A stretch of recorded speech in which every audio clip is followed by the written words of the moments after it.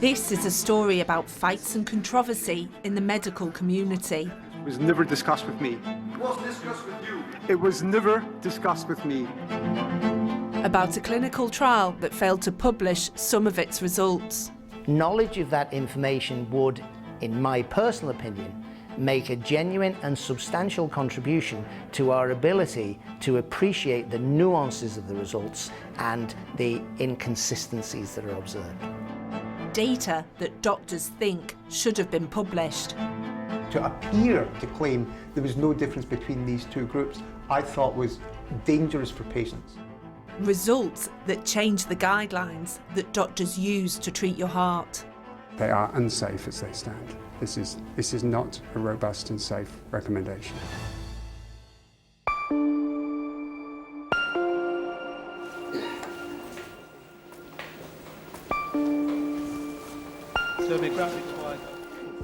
It started in 2010. Doctors wanted to know what would be better at treating a serious type of heart disease called left main coronary artery stenosis, a narrowing of one of the main blood vessels in the heart. Could it be a stent, a short wire mesh tube that opens things up, or open heart surgery, using your own blood vessels to create a bypass? So we'll take the first picture. Stents are pushed up into the heart through a small incision, and they have an obvious advantage. People can be in and out of hospital within 24 hours. For surgery, recovery time is more substantial, but the medical evidence about what is better in the long term was ambiguous. So a clinical trial began, sponsored by a big US stent company, Abbott. The trial was called Excel.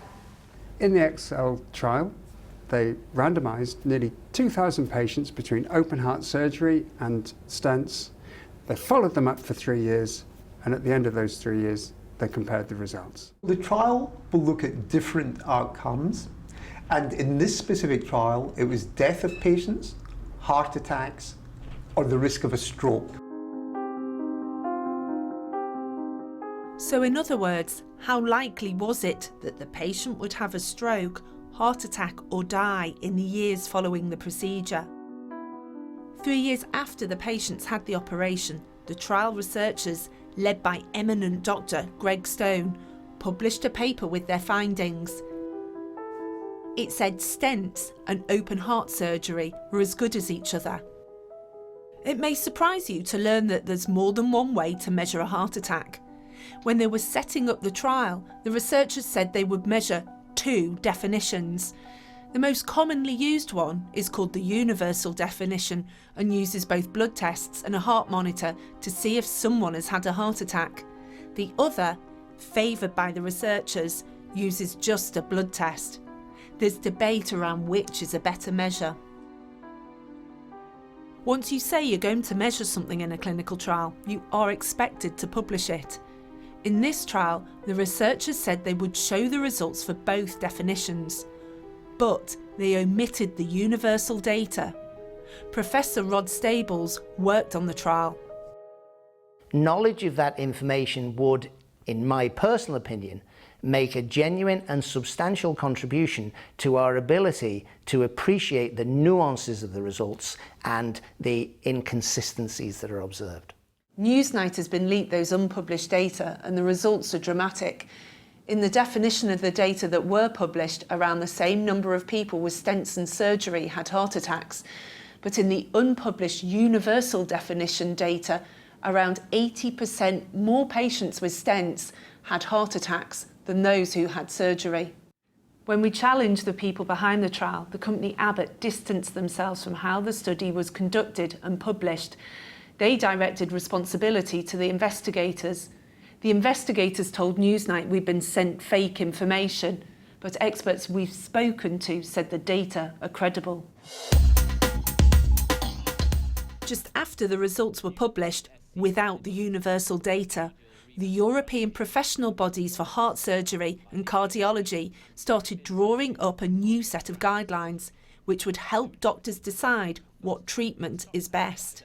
The things that guide us in making a decision and the advice we give to patients are essentially the clinical trials that have been published and that we've read, and the guidelines that are produced by organisations, major cardiac organisations, which are based on compilations and analysis of series of trials. But the Guideline Committee hadn't seen the unpublished data. Professor Nick Freemantle was on that committee, and he says knowing the universal definition data would have made him see the trial differently. The Excel trial was absolutely crucial to the recommendations for this particular group of patients with low to moderate risk left main stenosis. Absolutely crucial in this group. Had the results of the universal definition MI been available at the point that we were making that decision, I know I would never have agreed that it was that the treatments were interchangeable. But even as the guidelines were being drawn up, other worrying signals were emerging from the trial. Newsnight has seen leaked emails from the Data Safety Monitoring Board, an independent body meant to look after patient safety, raising concerns about the number of people with stents who are dying. They thought this information should be made public as soon as possible because of the guidelines that were being drawn up. But the main trial investigators pushed back on their concerns, and they told Newsnight that the safety board allowed the trial to continue unchanged. What should they have done? It's clear-cut. When something important like mortality is showing a difference, and that's, that is ultimately one of the most important outcomes we ever measure, then that needs to be shared. That needs to be communicated. A Dutch surgeon, Peter Capitan, was one of the principal investigators of the Excel trial and also had recently been one of the leaders of one of the organisations overseeing the guidelines. Neither he nor any of the others on the trial team passed on the warnings from the Data Safety Board, nor did they flag up the universal data that showed stents in a bad light. The Guidelines Committee was working with incomplete data and without knowing about the safety concerns. It's important to remember that stents do work in many cases, and even with this particular type of heart disease, stents can be the best choice for those who are too frail or unwell to have surgery. But Professor Freemantle believes that putting stents on a par with surgery for many healthier patients will have led to harm. The result of making the wrong recommendation here is that patients who have received stents will have died, who otherwise would have lived for longer, survived for longer, had they had open heart surgery. There's a difference of opinion on this.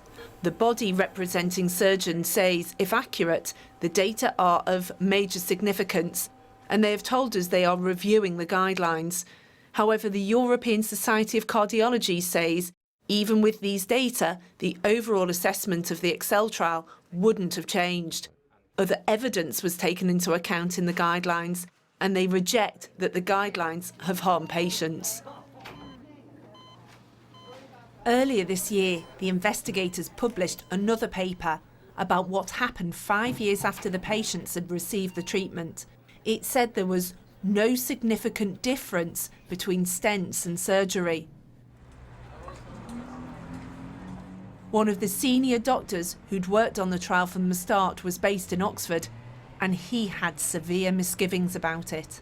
I found the most concerning thing about the presentation of this trial was that if you look at mortality, deaths of patients at 5 years, there was a clear excess of deaths in the patients receiving stents. For every 100 deaths that you might have in the bypass group, you would have 135 deaths in the stent group. So that's a big difference.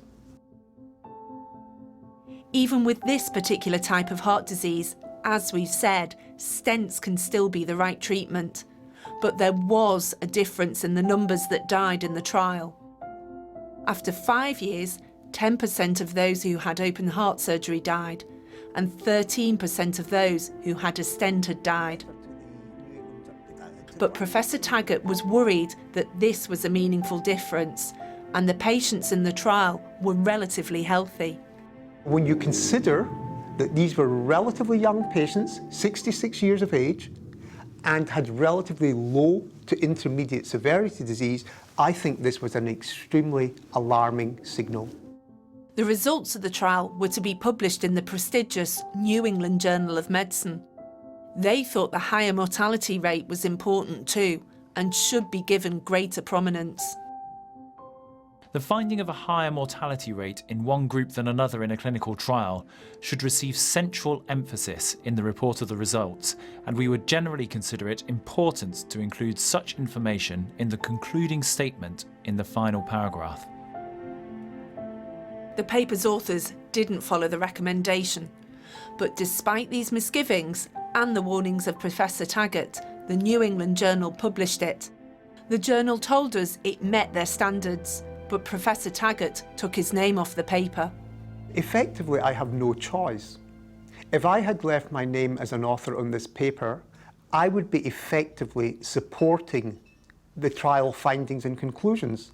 And I could not do that because, to me, the mortality data was so strongly in favour of bypass grafts that to claim, or to appear to claim, there was no difference between these two groups, I thought was dangerous for patients. The main investigators disagreed. They feel the mortality data was given the correct prominence. All of this begs a bigger question. Whose responsibility is it to make sure all of the evidence from clinical trials is properly reflected so that all patients are properly treated? Is it the companies that make the devices, the researchers who study them, the journals that publish the results, or the committees that draw up the guidelines? Or is it all of them? You need to be able to trust your doctor, and your doctor needs to be able to trust the evidence. Well, that report was by Deb Cohen, who is here now. What reaction has there been to this tonight, Deb? Well, as we heard at the top of the film, the main professional body that represents heart surgeons throughout Europe, and they're the people that do bypass surgery, has withdrawn their support for the guidelines and say they need to be reviewed. Now, they say the allegation raised by us this evening are a matter of serious concern. And if our information is correct, the recommendations are unsafe, but not everyone agrees with this. The European Society of Cardiology, they represent cardiologists who largely put in stents, are standing behind the guidelines. What do you think it tells us more widely about the way these clinical trials are conducted? Well, throughout the course of the film, there were questions raised, and it was clear there was a big debate in the medical community about relationships between clinicians and researchers and these big medical technology companies. Now, there's one school of thought that says these financial relationships are vital for driving forward innovation, and that's how scientific progress is made. And there's a real public interest in this. But there's another school of thought that says, you have to be careful here.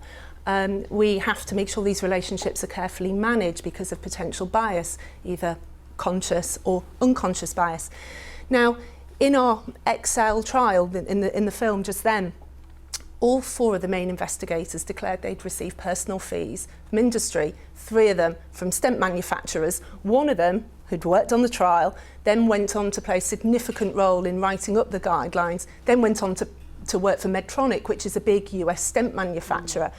Now, by our count, half of the people on the clinical trial, the investigators on the clinical trial, declared personal fees from stent manufacturers, and a third of those on the guidelines task force, so the people writing the guidelines. One of them on the guidelines task force had even declared he'd received licence fee payments for patents on stents. Now, all this is within the rules, but it does feed into a much bigger debate around these conflicts of interest and financial relationships between these big stent manufacturers and clinicians, particularly if it has an impact on patient safety.